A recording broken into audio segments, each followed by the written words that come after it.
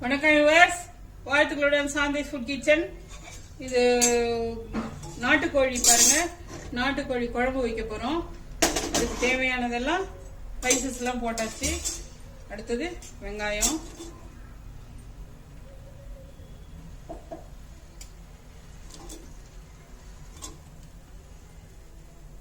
போட்டாச்சு. இஞ்சி பூண்டு பேஸ்ட், இஞ்சி பூண்டு, சின்ன வெங்காயம், சோம்பு எல்லாம் போட்டு அரைச்சி வச்சிருக்கேன். இது என்னோட ஸ்டைலில் நான் இப்படி தாங்க செய்வேன். பச்சை மிளகா 2-3 மிளகா, 2 மிளகா, பச்சை மிளகா எல்லாம் அரைச்சி வச்சிருக்கேன். வெங்காயத்தை வதக்கிக்கலாம், உப்பு சேர்த்துருக்கேன். லைட்டாக தேவையான வதங்கிறதுக்கு தேவையான லைட்டான உப்பு போட்டு மஞ்சள் பொடி சேர்த்துட்டு